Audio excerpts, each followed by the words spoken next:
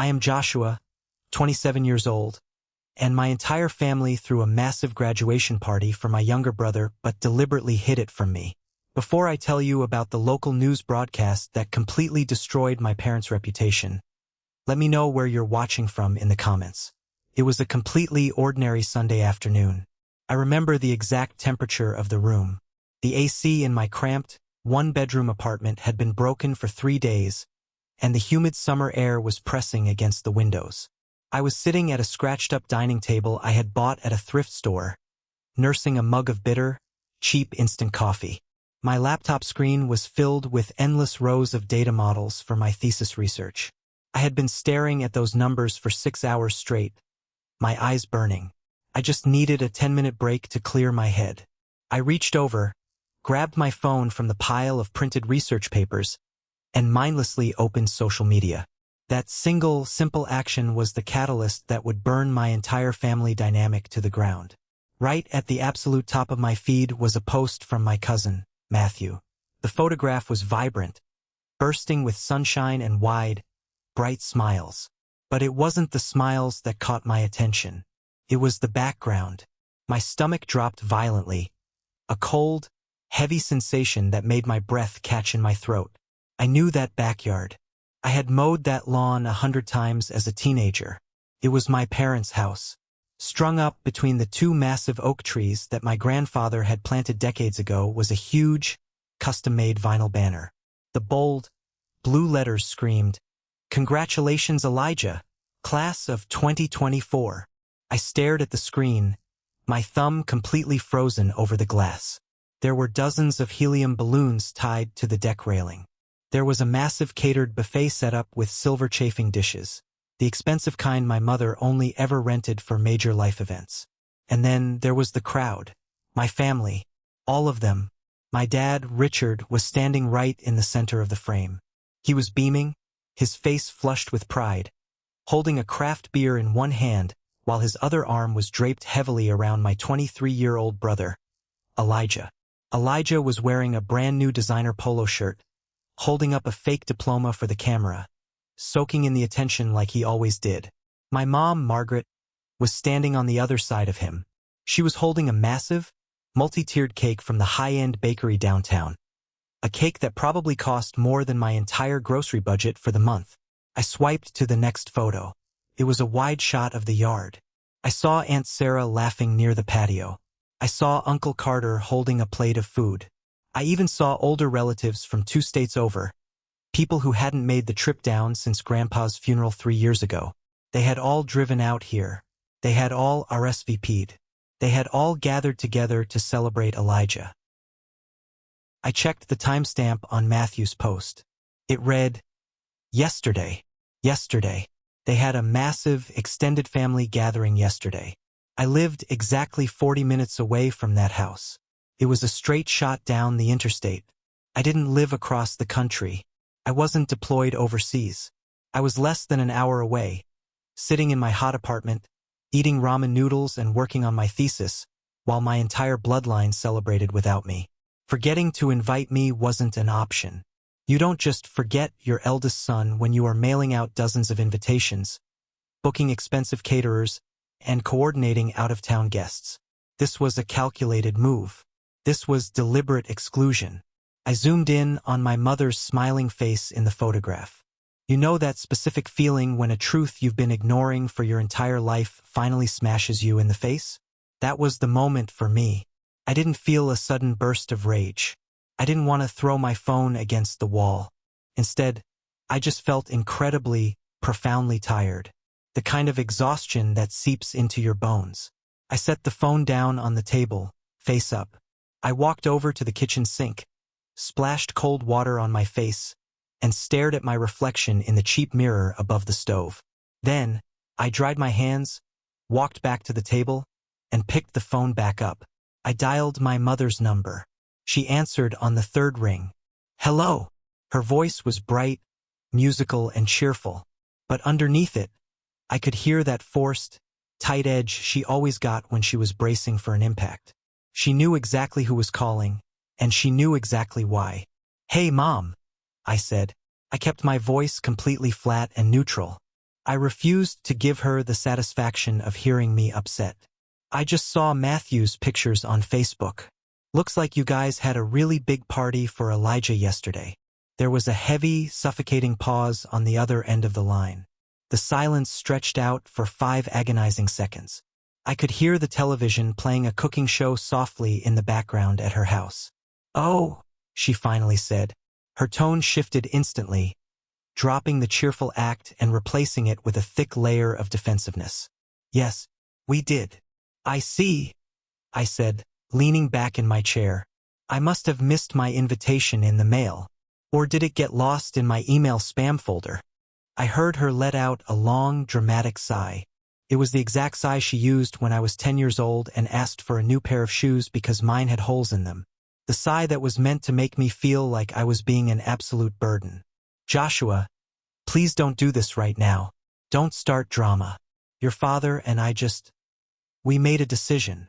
A decision to not invite your oldest son to a family gathering that included relatives from out of state?" I asked calmly. "We didn't want you stealing his moment," she blurted out. I actually pulled the phone away from my ear for a second, staring at the screen, genuinely wondering if I had misheard her. I brought it back to my ear. "Stealing his moment? Mom, what are you even talking about?" Her voice grew louder, gaining that righteous, indignant tone she loved to use when she was losing an argument. "You know exactly what I mean, Joshua. You always make things about yourself. You have a way of drawing attention, and this day needed to be about Elijah. He worked hard for his bachelor's degree. He needed to be the center of attention for once. Not you." My jaw clenched so hard my teeth ground together. "When have I ever made anything about myself?" "Oh, please, stop playing the victim," she snapped. "Remember last Christmas? We were all having a perfectly nice dinner, celebrating the holidays, and you just had to start bragging about your new job interview. You always have to prove you're better than your brother." I closed my eyes. The memory of that Christmas dinner flashed in my mind. We were sitting at the table. Uncle Carter had looked directly at me and asked, "So, Joshua, what are you doing with your life these days?" I gave him a literal 2-sentence answer about a second-round interview I had coming up at a tech firm. That was it. But in my mother's twisted, distorted reality, answering a direct question honestly was toxic, attention-seeking behavior. "Right?" I said, my voice dropping to a harsh whisper. "I understand perfectly." "Look," she continued, clearly feeling victorious now that I wasn't yelling back. "It's just better this way. Elijah has had a really hard time lately finding a job, and he needed this win. He needed a day where nobody was comparing him to you.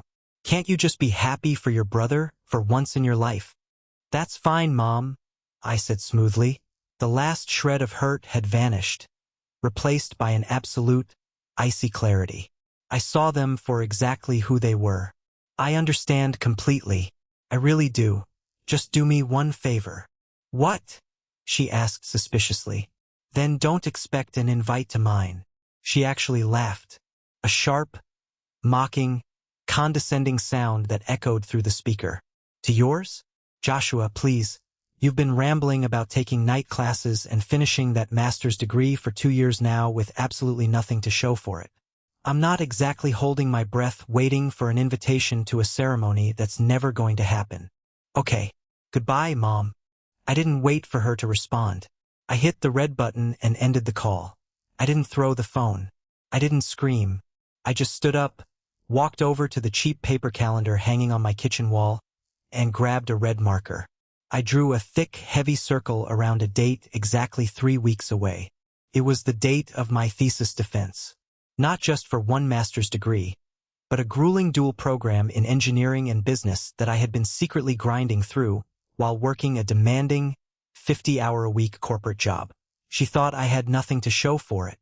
Little did she know the game was about to change permanently, and she was about to be left completely in the dark.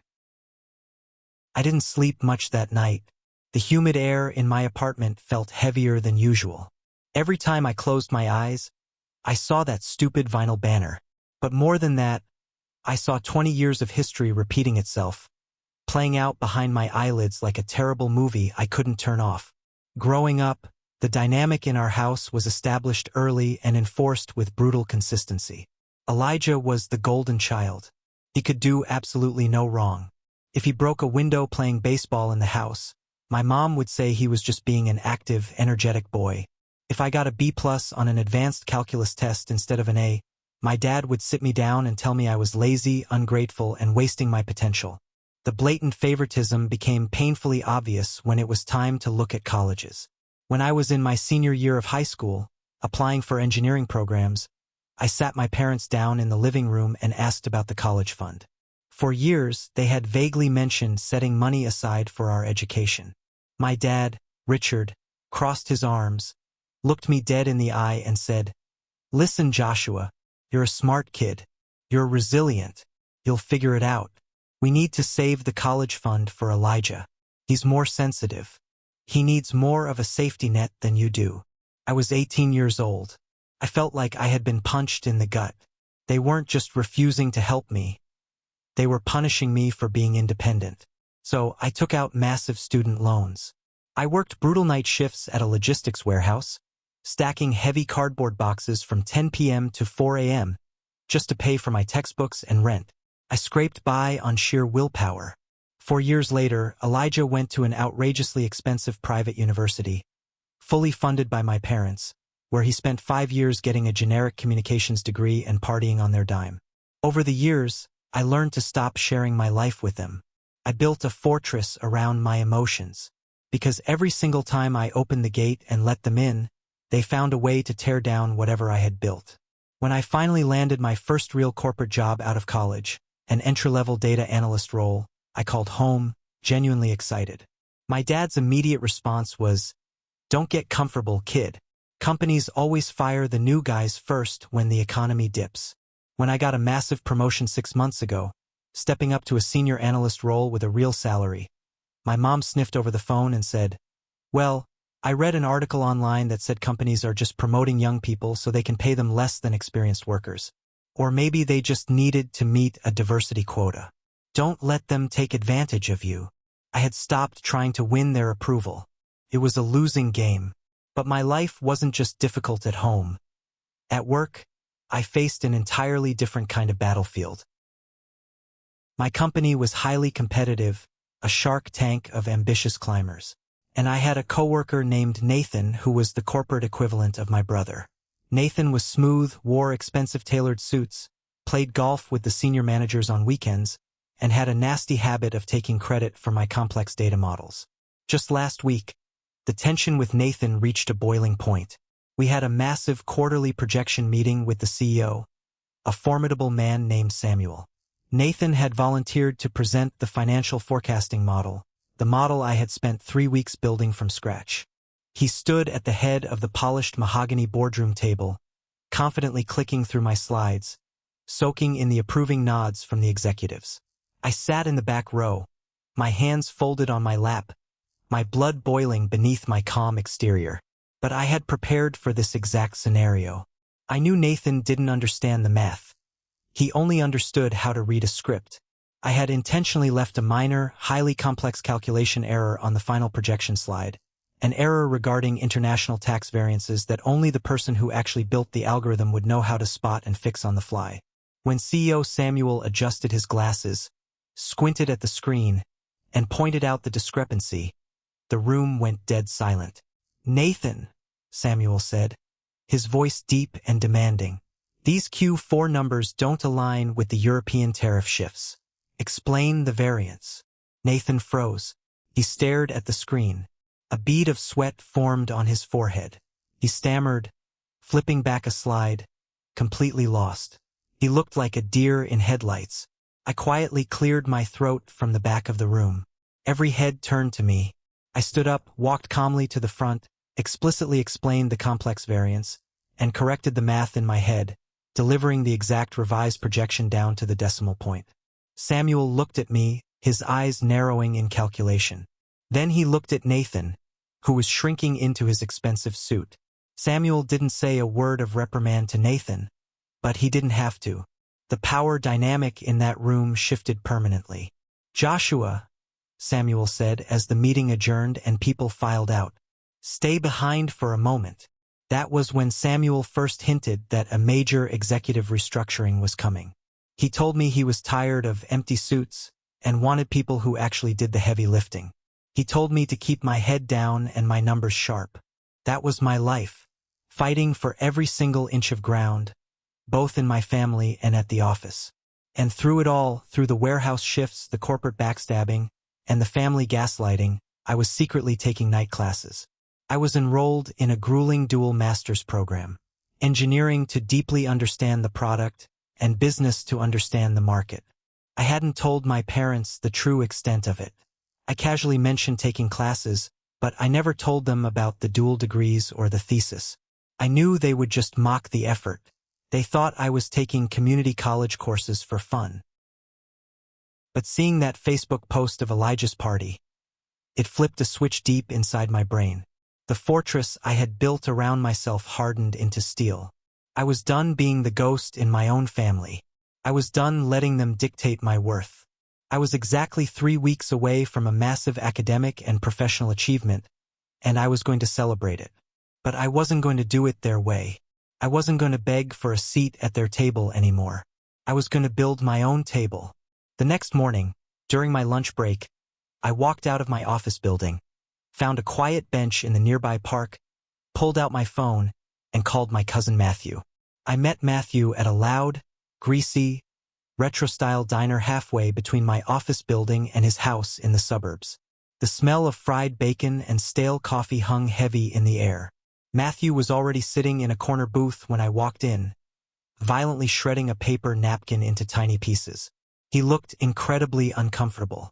Matthew was a genuinely good guy. We used to be thick as thieves when we were kids, riding bikes and scraping our knees, but families naturally drift apart as you get older, especially when the parents don't get along. He looked up as I slid into the cracked vinyl booth opposite him. "Man, Joshua, I am so incredibly sorry," were the very first words out of his mouth. If I had known what was actually going on, I never would have posted those pictures on Facebook. I feel like an absolute idiot. "It's not your fault, Matt," I said, waving down a tired-looking waitress and ordering a black coffee. "You didn't know. You were just celebrating." Matthew leaned forward, resting his elbows on the table and lowering his voice so the neighboring booths couldn't hear. "Joshua, I really didn't know. When I got to the backyard party and didn't see you there, I thought it was weird. I went straight up to your mom and asked her where you were." I raised an eyebrow, taking a sip of the scalding coffee the waitress just dropped off. "And what exactly did she say?" Matthew grimaced, looking down at his hands. He looked like he was about to deliver terrible news. She told everyone there that you were invited, but you said you were too busy with your new girlfriend to bother showing up. She said you thought family parties were boring, and beneath you now that you had a corporate job." My hands tightened into fists under the table, my fingernails biting into my palms. The sheer, unadulterated audacity of it. They didn't just casually exclude me. They actively, maliciously assassinated my character to justify my absence.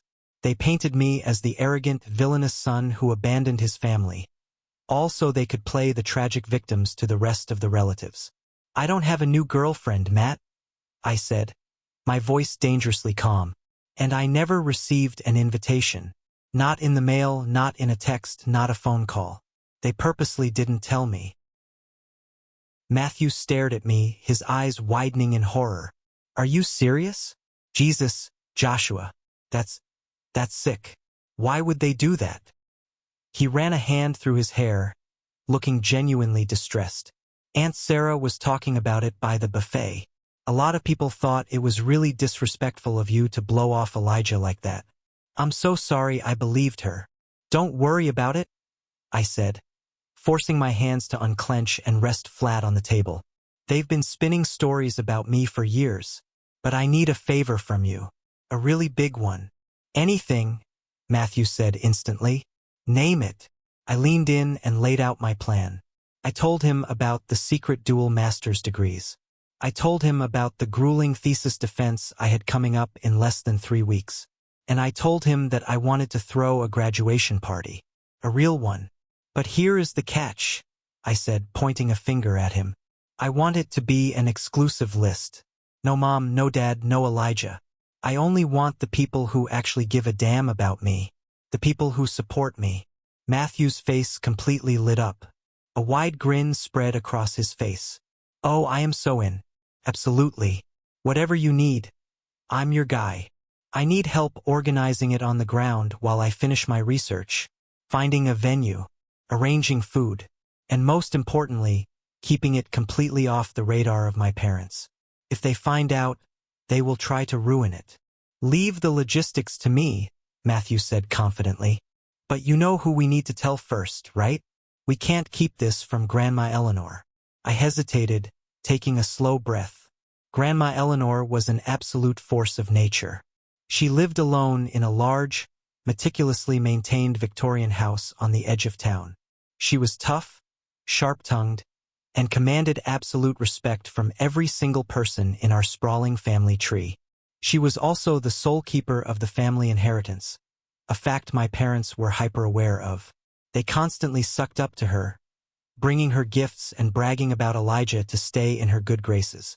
If she finds out they lied to her about you, Matthew said, reading my hesitation, it's going to be a bloodbath. She actually loves you, man. She asks about you all the time. All right, I said. Let's go see her. We drove out to Grandma's house that same afternoon. The house smelled exactly like I remembered. Cinnamon, old paper, and lemon polish. Grandma Eleanor was sitting in her high-backed reading chair near the window when we walked in.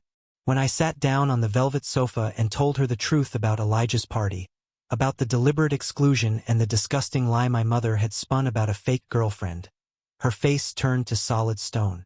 She didn't yell. She didn't cry. Her voice just went dangerously quiet, which was far more terrifying. Margaret told me you couldn't be bothered to come.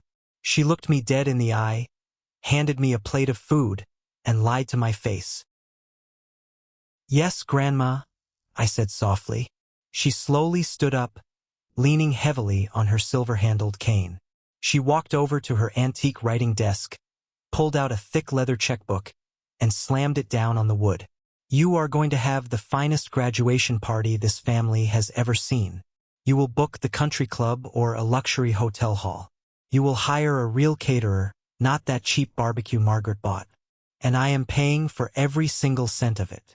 Grandma, you don't have to do that. I started, reaching out. I will not be argued with, Joshua, she snapped, turning to look at me. Her eyes were fierce, shining with a mix of fury and unshed tears. They have treated you like an afterthought for 27 years.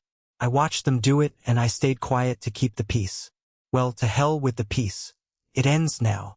The wheels were instantly in motion. Matthew went into full event planner mode. We quietly invited Aunt Sarah, who was absolutely mortified and tearful when Grandma called and told her the truth, and a few other supportive cousins. I invited my close friends from undergrad and a few trusted colleagues from work. But large families inevitably have leaks.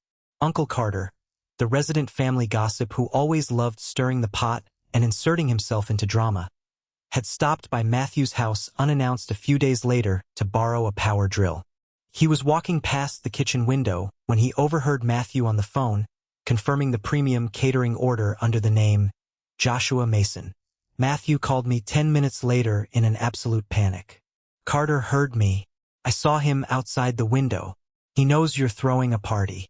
He's going to tell your parents, Joshua. The surprise is ruined. I stood by the window in my office, looking down at the city traffic, and just smiled into the phone. Let him try, Matt. Just let him. I knew Uncle Carter. He was arrogant, malicious, and loved to ruin a good thing, but he was also incredibly disorganized and terrible with details. I had a feeling his interference wouldn't go exactly the way he planned. The next 3 weeks were an absolute blur of adrenaline, caffeine, and sheer exhaustion.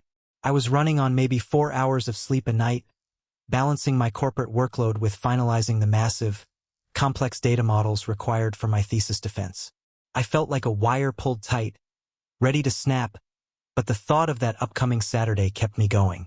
The day of my thesis defense finally arrived. I stood in a sterile, fluorescent-lit, wood-paneled conference room at the university.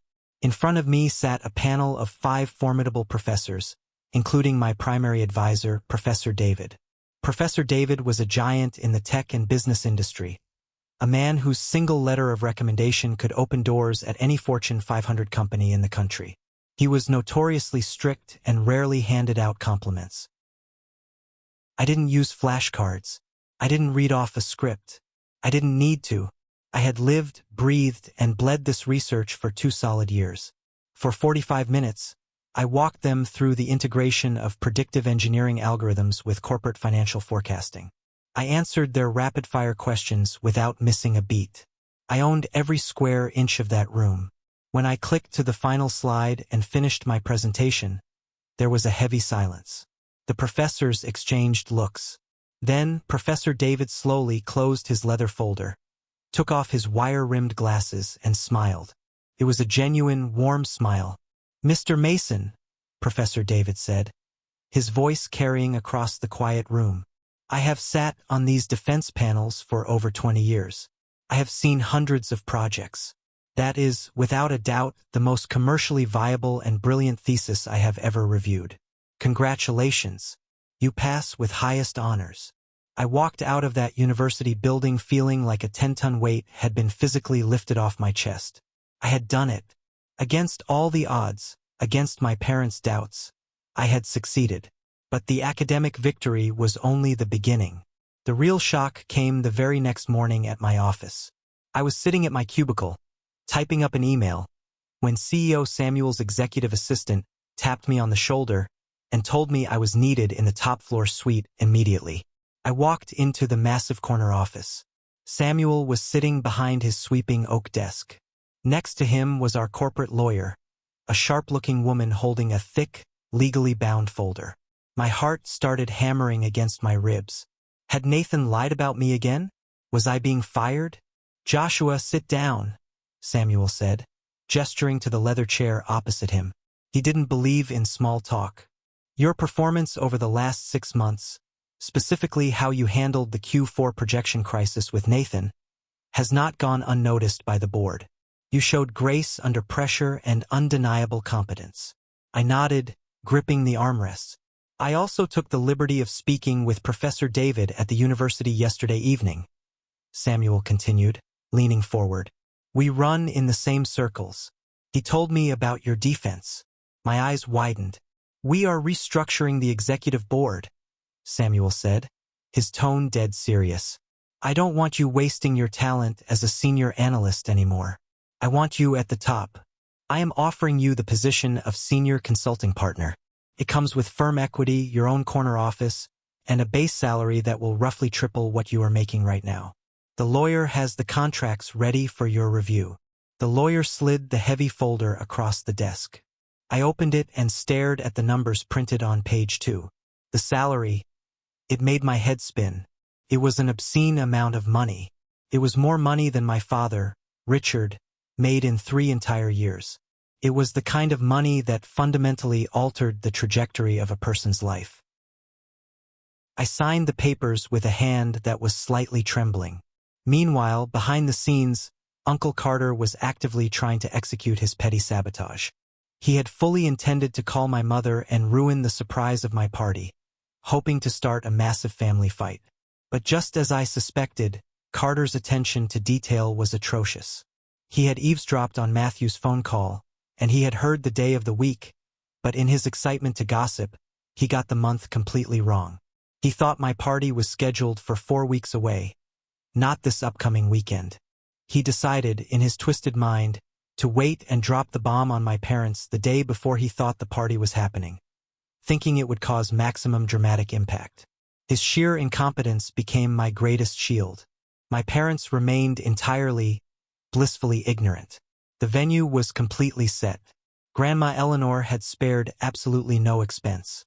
She had rented out a beautiful, high-end banquet hall overlooking the city lake. There were string lights draped from the ceiling, heavy linen tablecloths, crystal centerpieces, and a massive, professional banner strung across the back wall that read, "Joshua Mason, Master of Engineering and Master of Business Administration." Everything was perfect. The trap was fully set. All I had to do now was let the night unfold. The night of the party fell on a crisp, clear Saturday. The sunset was painting the sky over the lake in brilliant shades of orange and purple. I stood near the entrance of the banquet hall, wearing a brand-new, charcoal gray tailored suit I had bought that morning to celebrate my massive promotion. I felt like a completely different person. I felt powerful. I watched as my real family, the family of my choosing, began to arrive. Matthew was the very first one there, bursting through the doors, slapping me hard on the back, and handing me a glass of expensive whiskey. Then came Aunt Sarah. She walked up to me, her eyes already welling with tears, and hugged me so tight I thought my ribs would crack. She whispered frantic apologies into my shoulder for ever believing the toxic lies my mother had spread about me. I told her to forget it, that tonight was only about looking forward. Then, Grandma Eleanor arrived. When she walked through those double doors, leaning heavily on her silver cane, the entire room naturally quieted down out of deep respect. She wore a sharp blazer and pearls. She walked straight up to me, bypassed the hug, looked up at the massive banner bearing my name, and nodded once. "You did well, boy," she said, her voice thick with emotion. "You did very well. Show them exactly what they missed." By 7 p.m., the room was packed. 50 people. Cousins who had flown under my parents' radar, friends from my undergrad days who had seen me study until 3 a.m., and trusted colleagues from work. Even Nathan wasn't there to ruin the mood. I had learned that afternoon that he had been quietly reassigned to a lower-tier department following my promotion. Around 8 p.m., a sleek, jet-black Porsche pulled up to the valet stand right outside the floor-to-ceiling windows of the hall.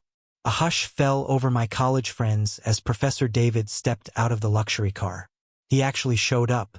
He walked into the hall, looking sharp in a tailored jacket, shook my hand warmly, and immediately asked Matthew for a microphone. He didn't just give a generic toast. He gave a speech that commanded the room. He told the entire crowd about the extreme complexity of my work, how I had grinded through the dual program while holding down a corporate job without ever complaining, and how proud the university was to call me an alumnus. He called me a rare talent. People cheered. Grandma Eleanor looked like she was ready to physically fight anyone who didn't clap loud enough. Then Matthew, acting as the unofficial hype man, gathered everyone together. "All right, everyone, group photo. Get up here under the banner." We all squeezed together. I stood right in the dead center. Grandma Eleanor anchored my left side, leaning on her cane and beaming. Professor David stood on my right. Matthew set his phone on a tall tripod, hit the 10-second timer, and sprinted into the frame. The flash went off, capturing the absolute best moment of my life. Before the night was even over, Matthew posted the photo to his social media. He explicitly tagged me, Aunt Sarah, and half the family tree. His caption was simple but devastatingly effective. "Celebrating the hardest working guy I know. 2 master's degrees and a massive corporate promotion. No fake girlfriends here, just real success. We are so proud of you, Joshua." But Matthew's post wasn't the nuclear bomb. The nuclear bomb dropped at exactly 6 a.m. the next morning. Professor David had deep industry connections. He had pitched my thesis research to a prominent local journalist named Dylan, who covered business, tech, and local success stories. Dylan had interviewed me briefly over the phone a few days prior, asking about my background and my recent promotion, but I had absolutely no idea when the article would actually run. It ran on Sunday morning. Front page of the local digital newspaper, shared heavily across all local business networks and community pages. The headline read, "Local prodigy Joshua Mason revolutionizes tech forecasting, secures senior partner role at 27. The article was incredibly detailed. It included a professional headshot of me, mentioned both of my newly acquired degrees, and explicitly detailed my high-profile promotion at the firm. It even estimated the massive salary bracket for that tier of partnership, highlighting my rapid rise from a working-class background. It was a glowing, indisputable, highly public record of my success. I woke up at 8 a.m. in my apartment. My phone was vibrating so violently it was physically sliding across my wooden nightstand. I reached out and picked it up. 32 missed calls. 20 of them were from my mother. 10 from my father. To from Elijah. My text messages were an absolute war zone. I opened the first barrage from my mother. Sent at 6:45 a.m. Joshua, what is this? What is Matthew's post? 2 degrees? Why is Grandma there? Sent at 7:15 a.m. Answer your phone right now. Aunt Sarah won't return my calls. Carter is saying you lied to us. Sent at 7:45 a.m. I just saw the news article online. Joshua, how could you do this to us? I am having heart palpitations. Your father is taking me to the emergency room. I sat up in bed, poured myself a glass of water from the carafe, and smiled. The grand illusion was completely shattered. They were entirely exposed to the family, to the community, and to themselves. Here is the exact moment that changed absolutely everything, when I finally took complete control of my life back from the people who tried to keep me small and invisible. Thank you so much for staying with me this far. You are truly amazing. Please help me out by liking this video and commenting the number 1 down below so I know you are still with me. It helps the algorithm push this to more people who might be dealing with toxic families, and it means the world to me to know my story resonates with you. Your support is the reason I can share this. I took a deep breath, unlocked my phone screen, and decided it was time to stop ignoring them. I dialed my mother's number. She answered on the very first ring. The background noise instantly gave her away. She wasn't in the emergency room. I could hear the familiar hum of their kitchen refrigerator. Joshua! She practically screamed into the receiver.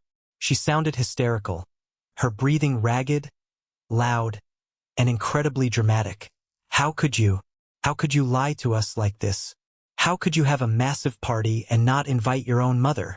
I leaned back against my pillows, staring up at the ceiling. The panic in her voice didn't move me at all. I didn't lie, Mom. I just didn't tell you. There's a very distinct difference. A difference? She sobbed. It was her classic, textbook manipulation tactic. Cry hard enough, act like the victim, and the other person will eventually apologize just to make the noise stop. I saw the article, Joshua. You're a senior partner? You have 2 master's degrees? The article says you're making a fortune. Why didn't you tell us? We had to find out from the morning news. Aunt Sarah called me and yelled at me. She called me a horrible mother. Aunt Sarah is a very smart woman, I said calmly. She calls it like she sees it. I thought I was having a heart attack, Joshua. I collapsed on the kitchen floor. How could you maliciously exclude us from such a huge milestone in your life? Mom, stop. My voice wasn't loud, but it was laced with so much cold authority that it cut through her fake crying like a razor blade. She hitched her breath, startled into silence by my tone. I had never spoken to her like that in my entire life. Do you remember our phone conversation exactly a month ago? I asked, my voice steady and precise. When I called you about Elijah's graduation party? Dead silence on the other end of the line. You explicitly told me you didn't want me stealing his moment, I reminded her. Every single word felt like dropping a heavy stone onto a glass table. You laughed at me when I mentioned my own graduation. You told me I made everything about myself. You told me I was rambling about degrees I would never finish. So I took your advice, Mom. I made absolutely sure I didn't steal Elijah's precious moment by keeping you entirely out of mine. I just gave you exactly what you asked for. I didn't mean it like that, she stammered, her voice shaking violently now that her own words were weaponized against her. I was stressed. Planning a party is hard. You're taking it too personally. Were you too stressed to invite me to Elijah's party, Mom? Was stress the reason you looked Grandma Eleanor in the eye and told her I was skipping family events to hang out with a fake girlfriend? Did stress make you assassinate my character to our entire family? A sharp, terrified gasp echoed through the phone. She realized I knew everything. The lie was exposed.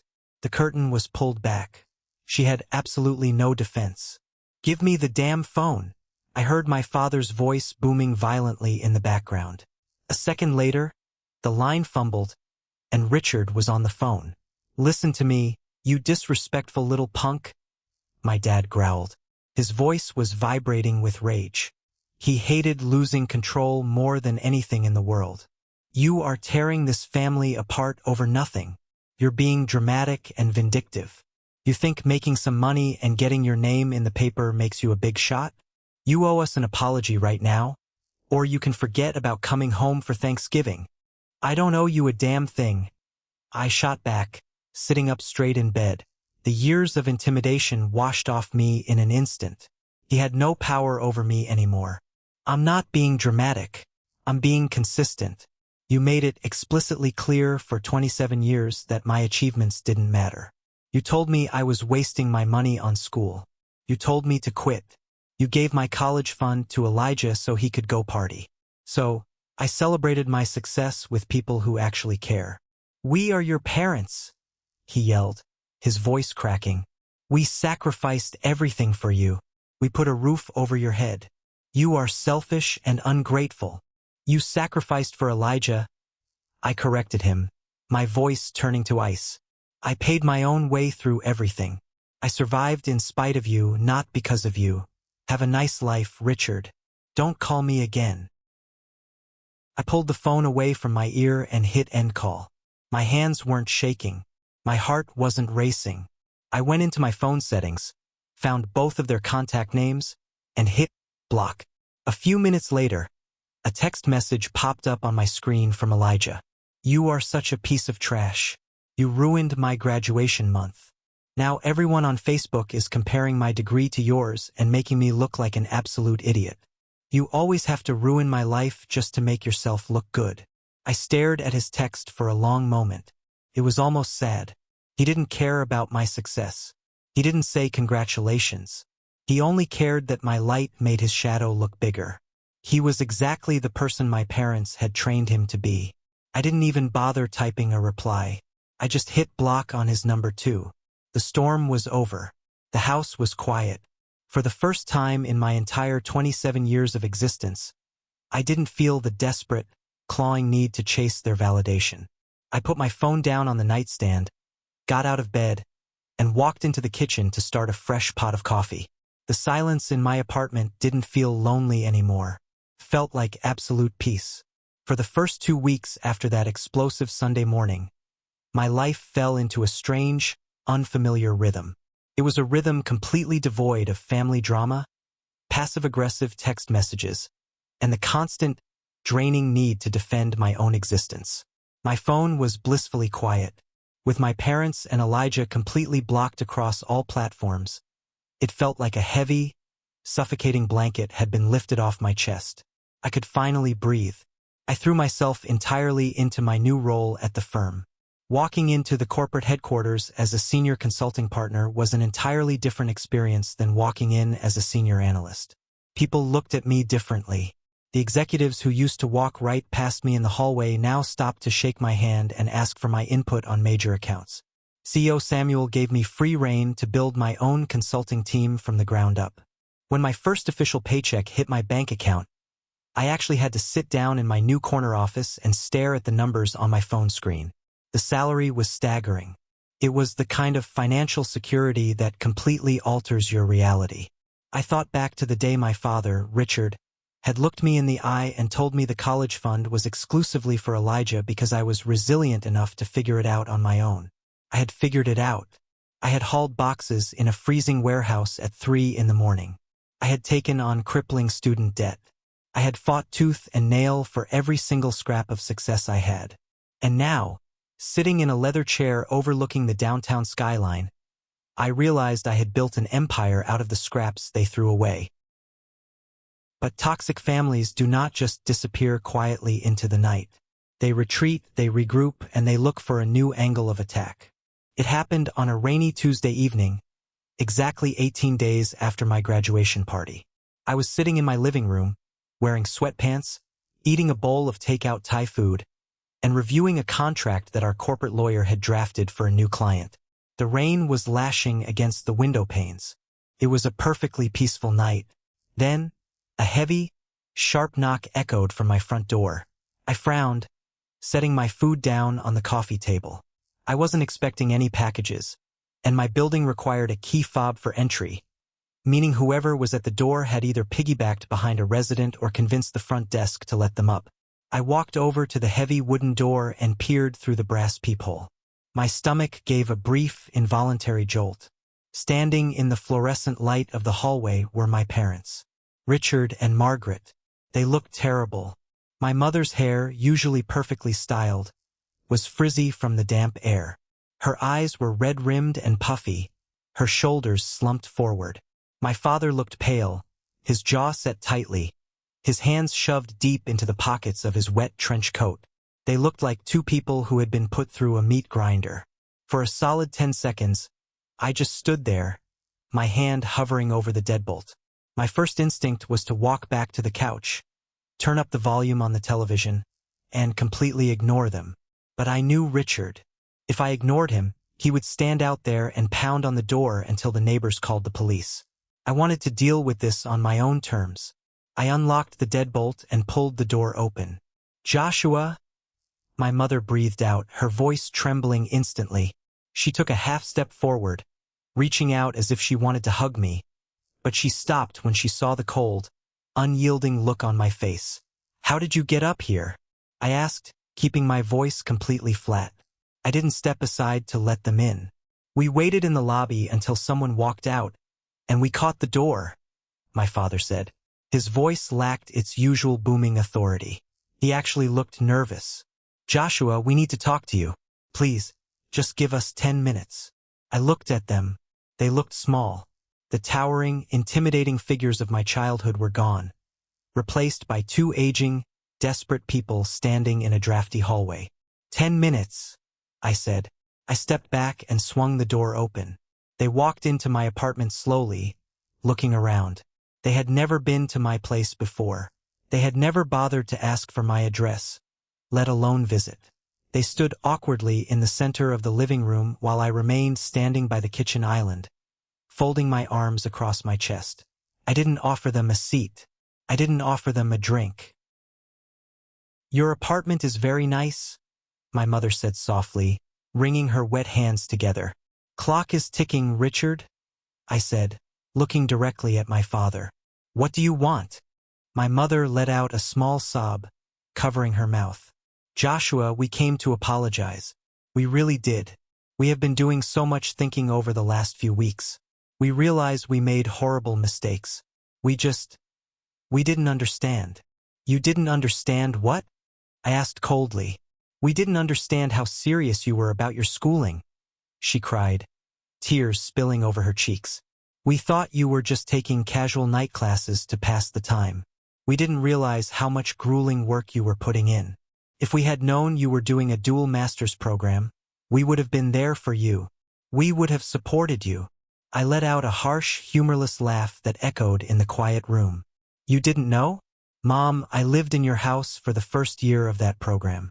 I mentioned my thesis deadlines countless times at the dinner table. I talked about my research projects. I asked Dad to read a draft of my engineering proposal, and he told me he didn't have time to read a fantasy project." Richard shifted his weight uncomfortably, refusing to meet my eyes. "You never seemed stressed about it, Joshua. You always made things look easy. You never asked for money or help, so we assumed it wasn't a big deal. I made things look easy because every single time I struggled, you minimized it," I fired back, my voice rising slightly. "Do you remember when I was completely exhausted from working warehouse night shifts and trying to study, and I asked you guys for a small loan just to cover one semester of books? You told me I was being dramatic. You told me to just drop out if it was too hard. You actively trained me not to ask for help, because your response was always completely dismissive. So don't stand in my living room and pretend you were just blissfully ignorant." My mother cried harder, wiping her eyes with the back of her hand. "I don't remember it that way, Joshua. I always tried to be a good mother to you." "Memory is selective," I said, "and I have absolutely zero interest in debating the past with you. You've been here for 5 minutes. You have 5 left. Get to the point." Richard cleared his throat. He stood up a little straighter, trying to summon back his old patriarchal authority. "We want to fix things, son. We want to be a part of your life. Family is the most important thing in the world. We need to stick together, especially when times get tough. Times aren't tough for me, Richard. Times are great. They are tough for Elijah, my father blurted out. The room went dead silent. The only sound was the rain hitting the glass outside. I slowly lowered my arms. A cold, cynical smile spread across my face. Suddenly, the entire picture snapped into crystal-clear focus. The unannounced visit, the tears, the desperate apologies. It wasn't about me at all. It was never about me. "Excuse me?" I asked quietly. My father pushed forward, mistaking my silence for a willingness to listen. "Elijah lost his job last week. The marketing firm let him go. He's struggling, Joshua. He's got rent to pay, car payments, and he is spiraling. We are trying to help him out, but our savings are tight right now." I just stared at him, letting him dig the hole deeper. "We know about your promotion," Richard continued, his eyes darting to my face. "Wyatt told us. He said you showed him your offer letter at that party. He told us the exact salary you're pulling in now as a senior partner. It's incredible money, Joshua. You have real power at that firm now. You have the authority to hire people." There it was. Ku twist fu koi kung. The final, disgusting puzzle piece. Cousin Wyatt. Wyatt had always been a snake in the grass. He attended my party, drank my whiskey, congratulated me, and then immediately went behind my back to leak my private financial information to my parents. He told them exactly how much money I was making. He gave them the dollar amount. That was the only reason they were standing in my living room. They didn't come to apologize because they felt guilty about excluding me. They didn't come because they missed their son. They came because they realized I had achieved massive financial power, and they immediately wanted to harvest that power for their golden child. "Let me get this perfectly straight," I said.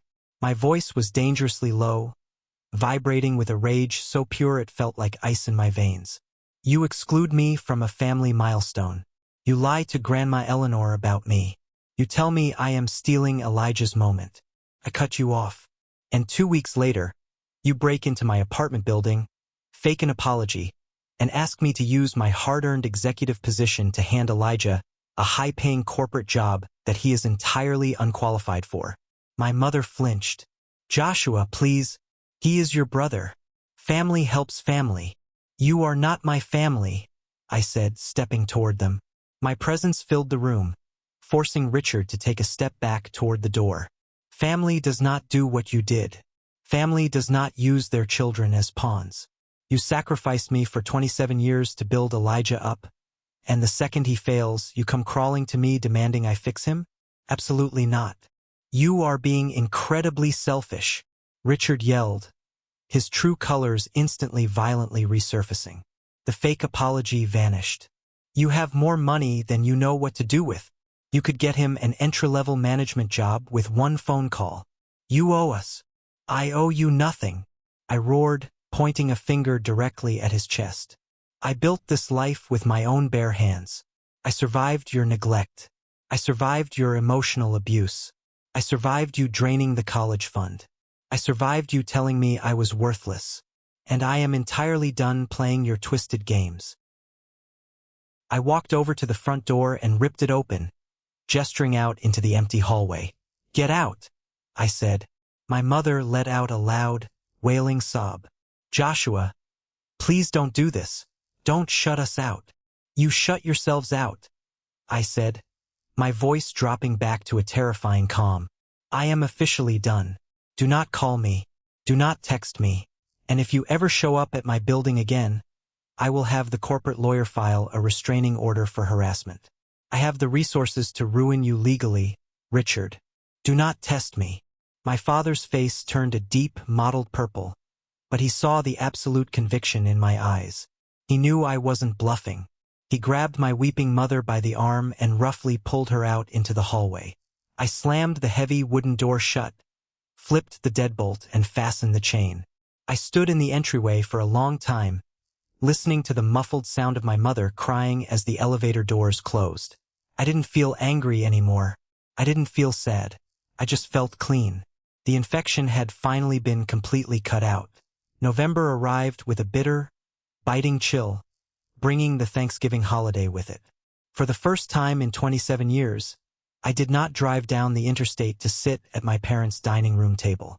I did not eat dry turkey while listening to Richard brag about Elijah's mediocre accomplishments. Instead, I drove my new car to Grandma Eleanor's Victorian house. The scene was entirely different. The house was warm, smelling of roasted garlic, fresh herbs, and baking pies. Matthew was in the kitchen, loudly arguing with Aunt Sarah about the correct way to mash potatoes. A fire was roaring in the massive stone fireplace in the living room. My parents and Elijah were noticeably absent. Grandma Eleanor had made a few strategic phone calls the week prior. She had explicitly uninvited Richard and Margaret. When Uncle Carter tried to protest, claiming she was tearing the family apart, Grandma Eleanor calmly informed him that if he had a problem with her guest list, he was more than welcome to stay home as well. Carter, terrified of losing his standing regarding her inheritance, shut his mouth and didn't mention it again. When we all finally sat down at the massive mahogany dining table, Grandma Eleanor tapped her crystal water glass with a silver spoon. The room went silent. She stood up slowly, looking around the table, her eyes finally resting on me. "We have a lot to be thankful for this year," Grandma Eleanor said, her voice clear and strong. "But I am specifically thankful for the truth. For too long, certain people in this family have been allowed to control the narrative, to play favorites, and to diminish the hard work of others to hide their own failures." She paused, taking a sip of water. Uncle Carter looked down at his plate, sweating slightly. "I have recently spoken with my lawyer," Grandma Eleanor continued casually, though the words carried the weight of a bomb dropping. "And I have restructured my estate and my inheritance plans. The details are private, but let me make one thing abundantly clear. This family will no longer reward laziness, manipulation, or cruelty. We will reward integrity. We will reward hard work. Joshua, please pass the cranberry sauce." Matthew kicked me under the table and shot me a massive grin. Aunt Sarah smiled warmly. I passed the bowl down the table, feeling a profound sense of belonging that I had never experienced in my own childhood home. The dynamic of the entire extended family had shifted permanently. The toxic reign of my parents was officially over. By late December, the city was covered in a thick blanket of white snow. Christmas was only a few days away. I had taken a rare afternoon off from the firm to run some errands and buy groceries for a holiday dinner I was hosting for my friends and colleagues. I was walking down the brightly lit produce aisle of a high-end grocery store downtown, tossing organic vegetables into my cart, when I turned the corner and froze. Standing near the citrus display was my mother. She looked entirely out of place in this part of town. She was wearing a faded winter coat, staring blankly at a pyramid of oranges. I noticed instantly that she had aged 5 years in the span of 5 months. The arrogant, vibrant energy she always carried herself with was completely gone. Her shoulders were slumped under the heavy weight of consequences she had never believed she would actually have to face. I stood there for a moment, contemplating turning my cart around and walking down the next aisle to avoid her. But I didn't. I didn't need to hide anymore. I walked forward, my cart wheels squeaking slightly on the polished floor. She looked up at the sound. Her eyes widened, and she visibly gasped when she saw me. "Joshua."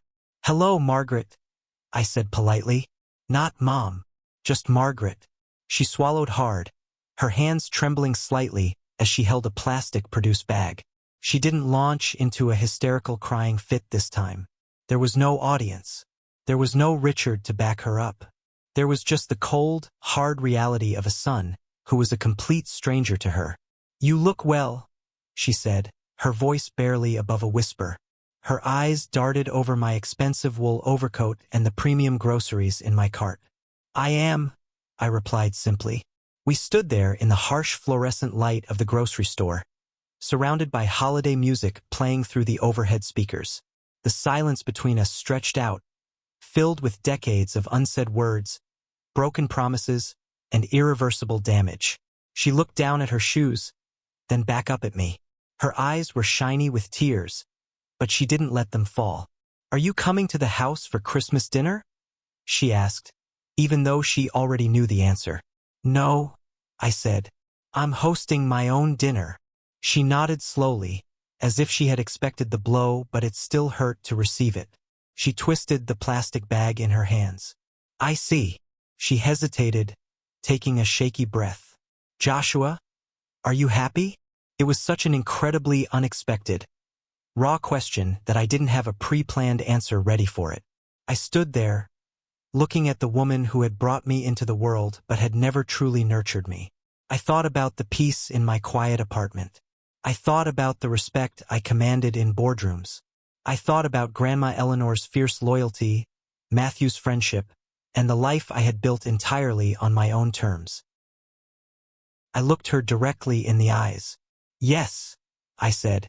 "I am happier than I have been in my entire life." She stared at me for a long second.